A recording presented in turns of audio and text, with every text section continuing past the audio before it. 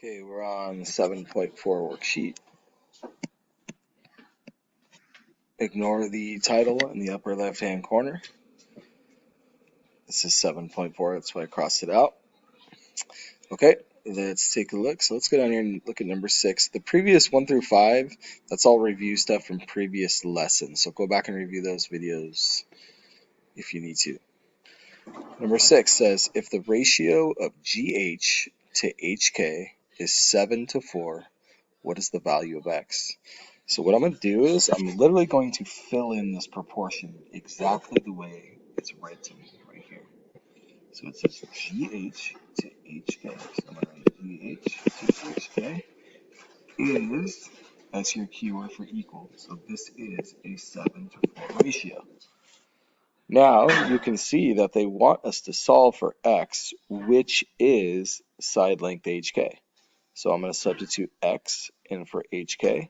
And then they're telling us the length of GH is 17.5. So I'm going to substitute that in for 17.5. So let's do some highlighting and color coding here. So you can see GH is 17.5 and HK is what we're solving for, X. So when we substitute those in, we end up with 17.5 over X is equal to 7 over 4. Now we have a proportion which we can solve. So by now you should know that we should be cross multiplying to solve here. So 7 times X is going to be equal to 17.5 times 4. So 7 times X is 7X. 17.5 times 4 is 70. And we divide by 7 on both sides. And we get X equals 10. And that's it. That's how it's solved for. Using proportions. Let's move on to the next question. Let's look at question 7. So question 7, they're giving us a triangle similarity statement to start. They're saying if triangle LMN is similar to triangle ABC, then A, it says circle the equations that are true. So let's look at these to start out with. First, LM corresponds to AB. So let's check that. Let's just check the order. Does LM correspond to AB? It does. And then that should be equal to, well, let's check this one. Do MN and BC correspond? MN corresponds to BC. So this is a true equation. That is a true proportional equation. So I'm going to circle that one. Let's look at the next one. LN and AC, do they correspond? LN and AC, yes they do. And they're saying that's equal to LM over AB. Let's check if they correspond. LM AB, they do. So that is a good proportional equation. That's true. I'm going to circle that one. Let's look at the third one. MN to AB. MN definitely corresponds to AB. Wait a minute. No, it doesn't. You see how MN and AB do not correspond with one another, right? So that is actually false. So right away we can see that that one's not true. So maybe I guess I can X that one out. Now it looks like these are just angle measurements. So is the measurement of angle A equal to the measurement of angle L? A corresponds with L, right? And in similar figures, we know that all angles that correspond are congruent. So that's a good equation. That's true. Angle M equals angle C. Angle M does not equal angle C. Angle M equals angle B. So that's not a good one. And finally, the last one, N and C angles. Angle N does correspond to angle C, therefore they are equal, and that's a good one. Now, part B, it says if MN is 4, AB is 9, BC is 12, what is LM?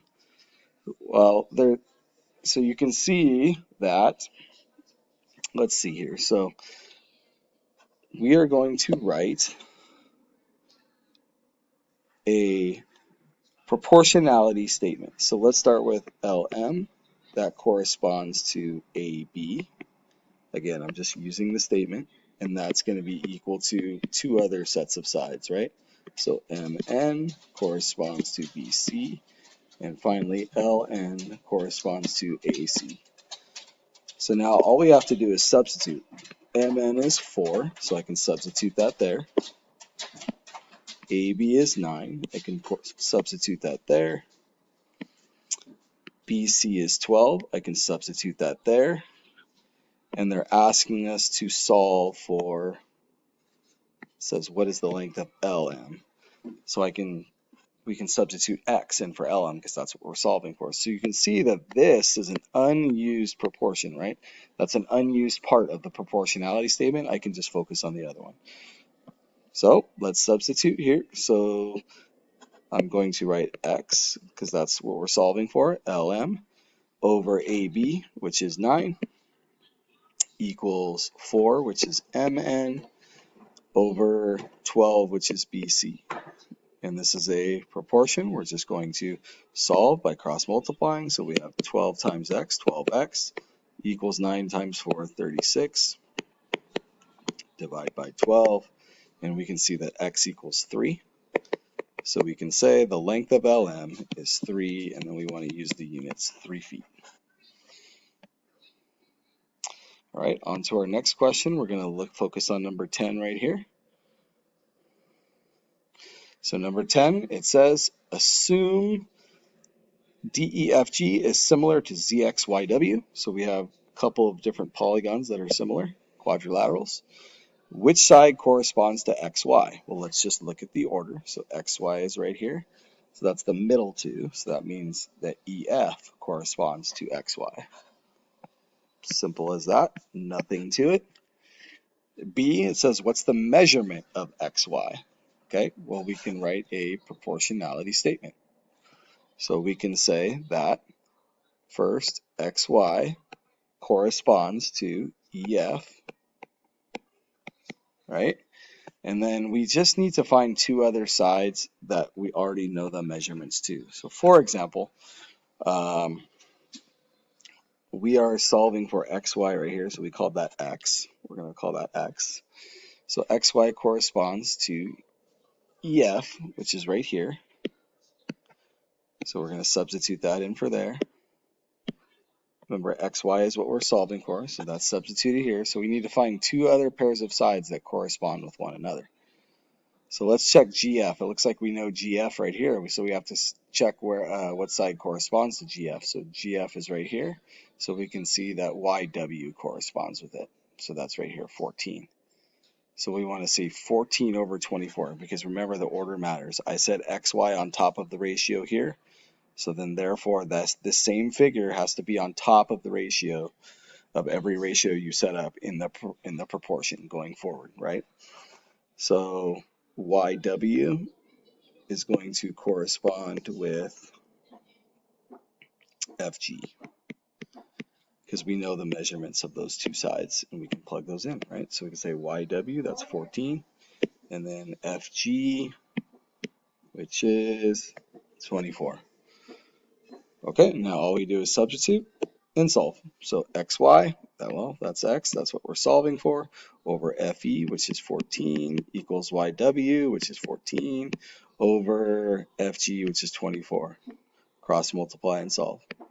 24 times X, 24X, 14 times 14, let's double check our math there. That's going to be 196. And then we have to divide both sides by 24 there to figure out our side length. 196 divided by 24, and we get, looks like it's a decimal, which is fine. We just rounded to the 10th place, so 8.2 will be perfectly fine. So we can say XY is equal to 8.2 centimeters.